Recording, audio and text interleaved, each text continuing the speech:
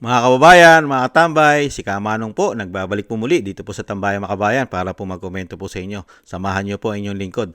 Magandang umaga po muna, tanghali, hapon, gabi.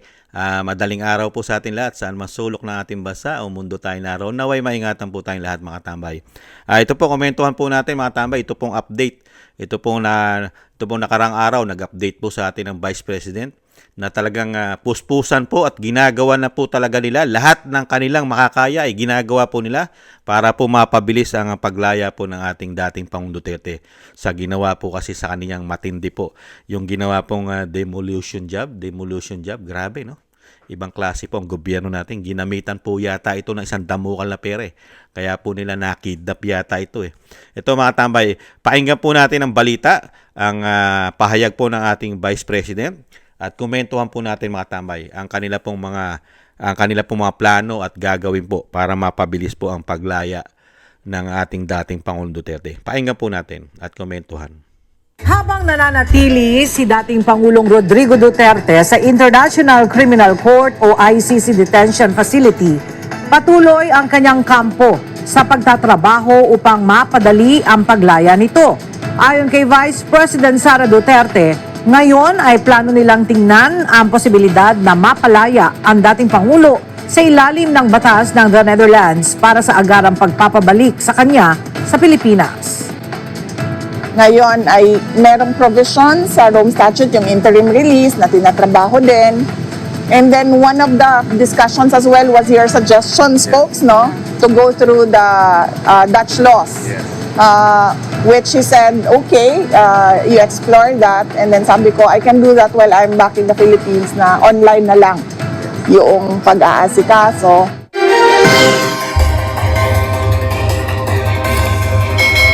Yan po mga tambay, ang pahayag po ng ating Vice President. Talagang puspusan po sila sa pag-aasikaso po para mapabilis po ang pagpapalaya po sa dating Pangulong Duterte. Grabe po kasi ginawa dyan eh. Kung magre-release nga lang din po sana na maaga, bago man lang sana magretiro ang ombudsman si Ombudsman Martires. Kasi magre-retiro na po yan eh. Kung i-release lang din po sana agad yan, yung desisyon, yung ginawa pong investigasyon ng Senado, talaga pong lumalabas po kasi na kidnapping eh ang ginawa po nila sa dating Pangulong Duterte. Kung i-release lang po sana yan, tapos na po ang boxing eh. Napakalaki po kasing ebidensya yan na kidnapping ang ginawa. Walang proseso po ng batas. Wala pong Interpol na dumating sa ating bansa para pangunahan po ang pag-aresto. Pilipino po, sila-sila lang po. Mga kapwa natin Pilipino, mga hudas at nagtaksil po sa bayan ang umaresto po. Wala pong Interpol. Yan po ang investigasyon mga tambay na ginawa po nila riyan. Kaya nga po matindi po ang ginawa nilang pamumulitika po diyan sa ating pong dating Pangulong Duterte. Ibalik tanaw po natin yung ginawa nila bago po natin ituloy. Mga kabayan, ganito po ginawa nila diyan eh. Pakinggan po natin. Grabe. May not be privy to that information. Okay. Hanggang doon lang sa 250. Sino nagpadala sa kanya sa aeroplano? Nagpasakay sa aeroplano? The order from me, sir, is to deliver him to the team that will deliver him to The Hague. And Sinong team na yun? Na-establish naman natin, sir, that it is done by the Interpol. Interpol? Sinong Interpol doon? Sinong Interpol doon? Si Ambassador Lacanilaw? Siya, kanila o nag-order sa'yo na isakay siya sa aeroplano?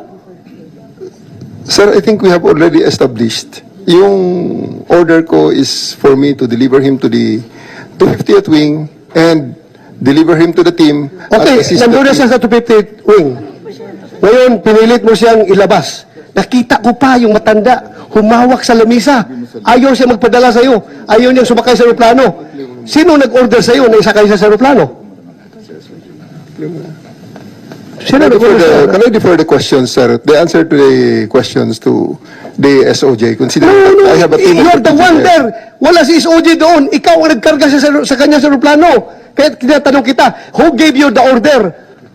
Still, sir, I take my orders from the Chief of the Philippine National Police. So, Chief PNP, you gave the order to have former President Duterte board the plane?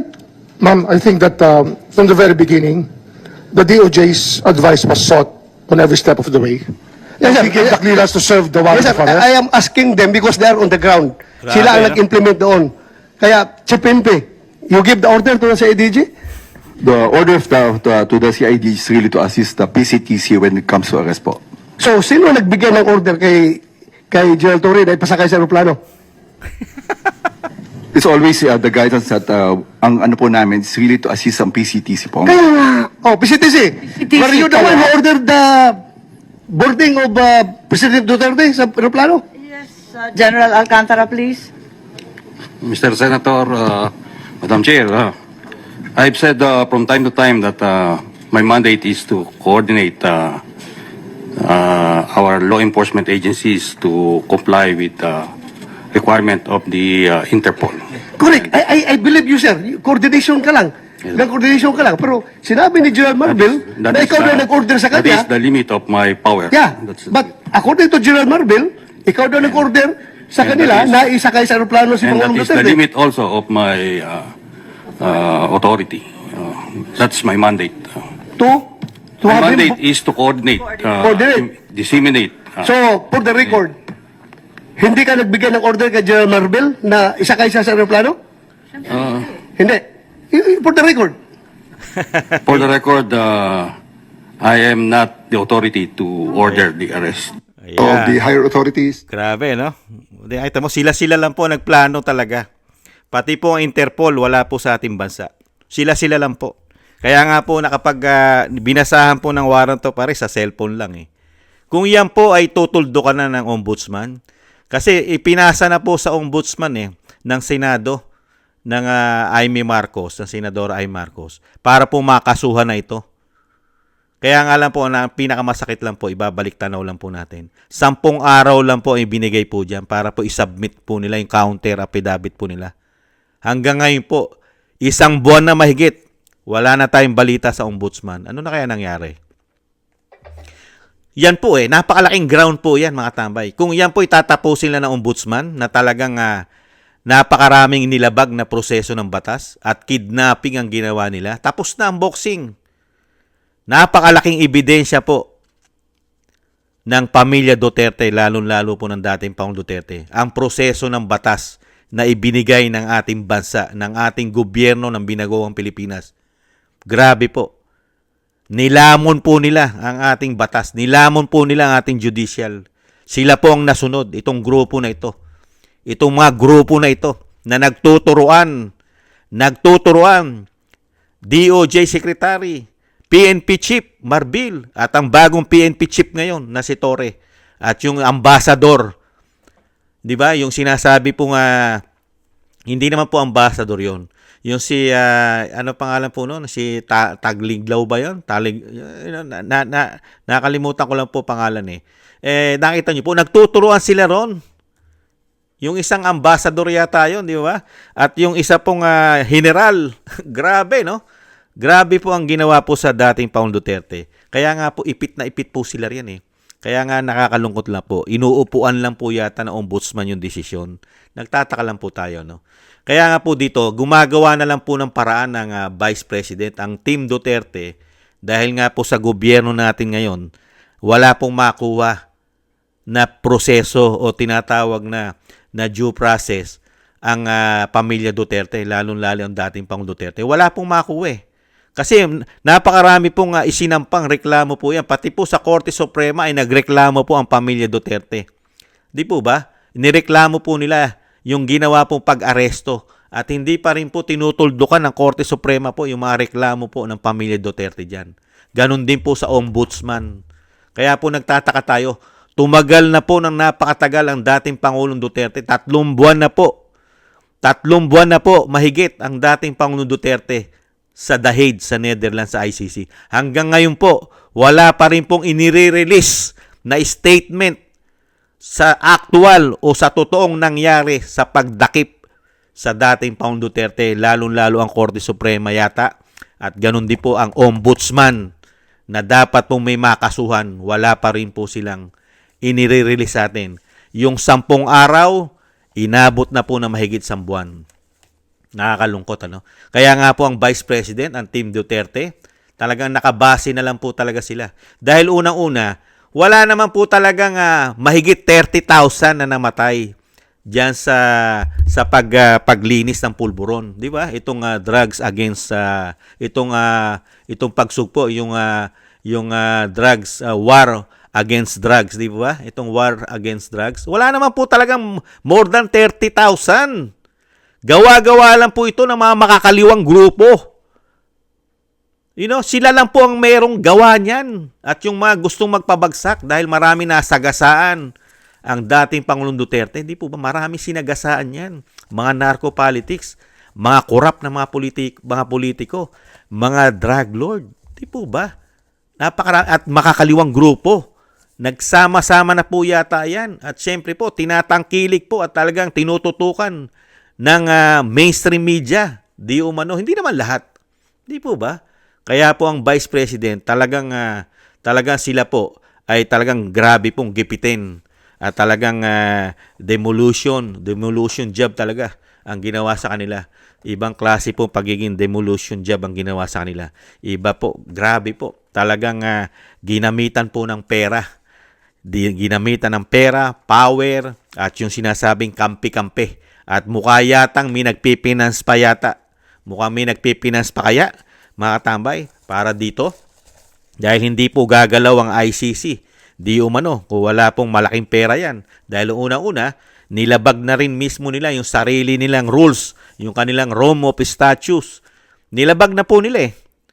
Dahil hindi po sila po pwedeng tumanggap ng isang akusado nang hindi po dumadaan sa tamang proseso. Pero nilabag na po nila eh.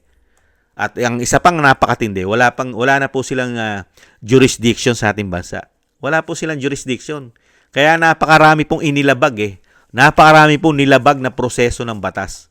Ang both side ng ICC at ang pinakamalaking nilabag na batas, ang side po ng ating gobyerno ng binagoong ng Pilipinas.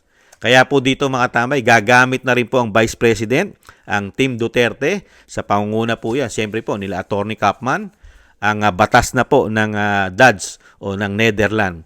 Kasi ang pagkakaalala po natin yan mga tambay, ay may batas po ang Netherlands, ang DADS, na pagka ikaw ay sobra na o sinasabing senior citizen na, di po ba, ay exempted na at pinalalaya na po nila. Lalong-lalo po ang edad mo ay hindi na bababa sa 80 anyos. Meron pong batas po ang DADS o ang Netherlands. Pag po ang isang akusado ay masyado na pong may edad, ay pinalalaya po ito. Binibigyan po ng liberty o freedom ang akusado. Sana po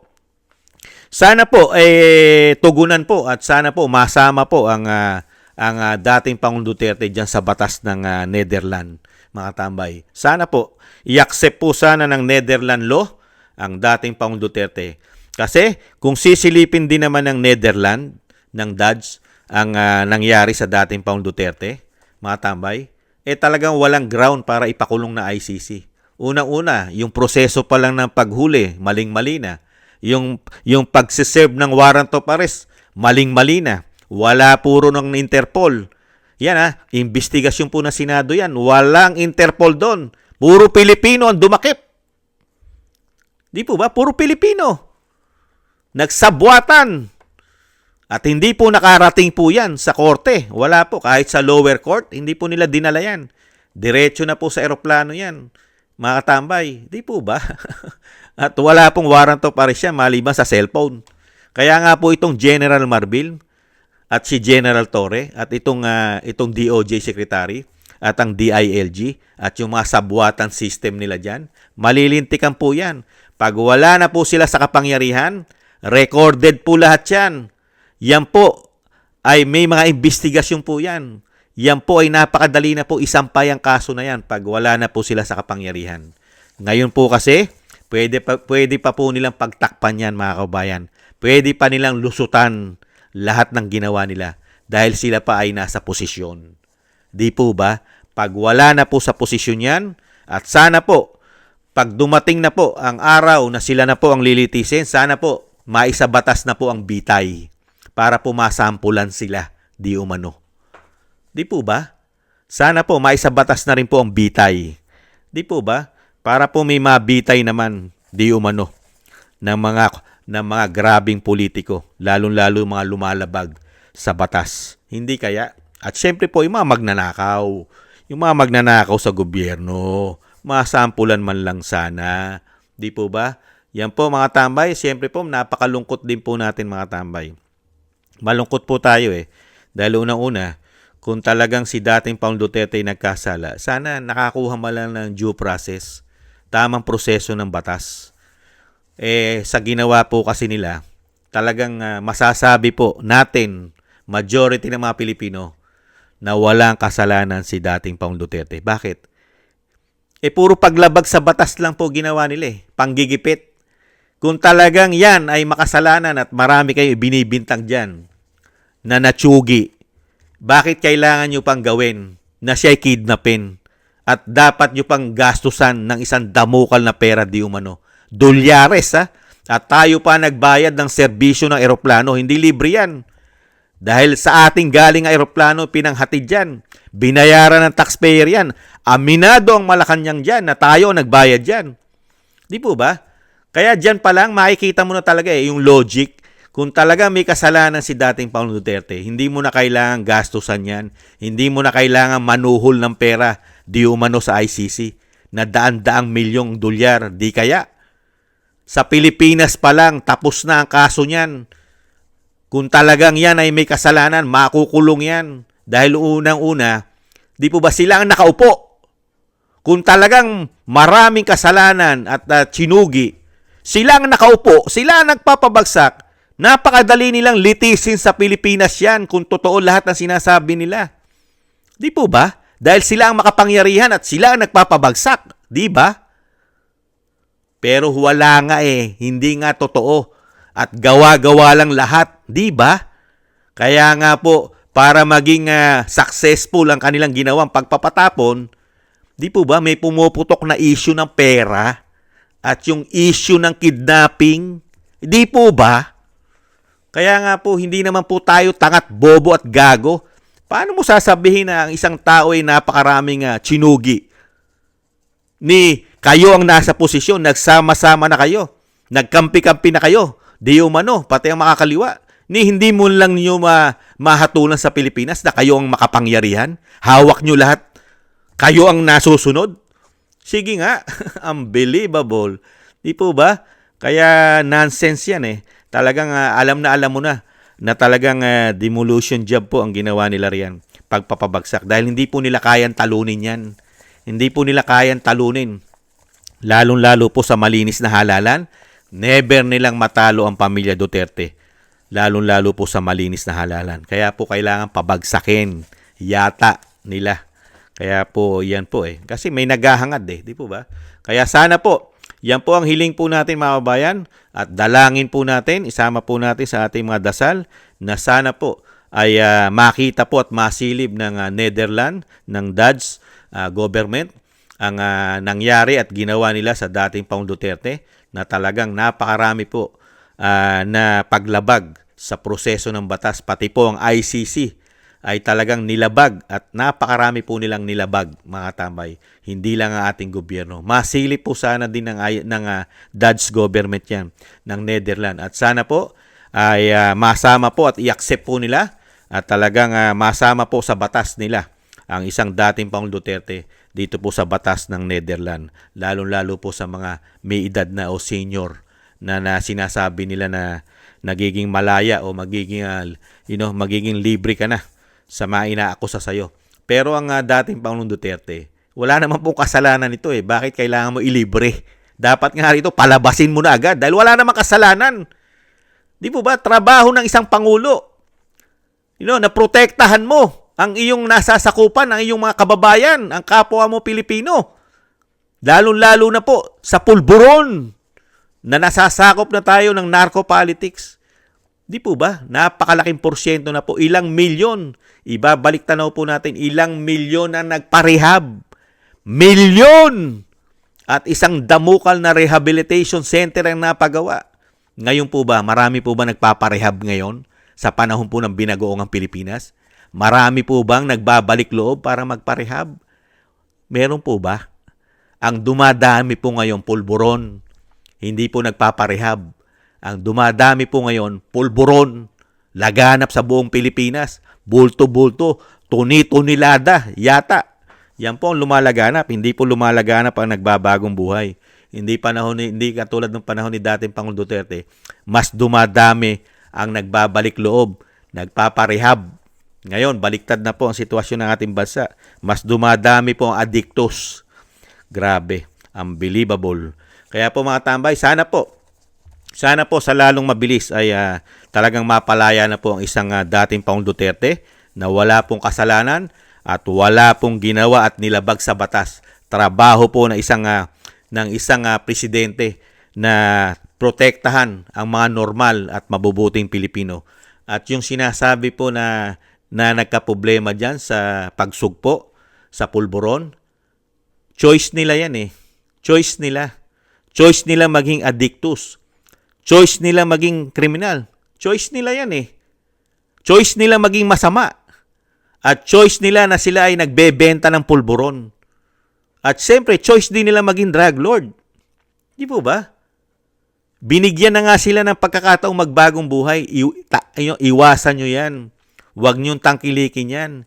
Hindi naman ora mismo ang dating Pangulong Duterte. Pag upo niya at timano war on drugs agad. Hindi naman Nagbabala pa siya. Nangangampanya pa lang siya. Nagwa-warning na siya. Tigilan nyo na yan. Dahil pag ako naupo, lilinisin ko yan. Di po ba? Kaya nga po, napakalaking porsyento ang nalinis sa ating bansa. Ilang barangay ang nalinis. Libo-libong barangay ang nalinis.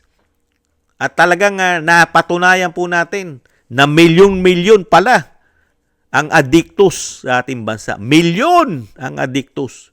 Pati po ngayon, mga tambay, ay mi-issue rin po ng pulburon ang Pangulo at ang kanyang pamilya at ang mga barkada nito.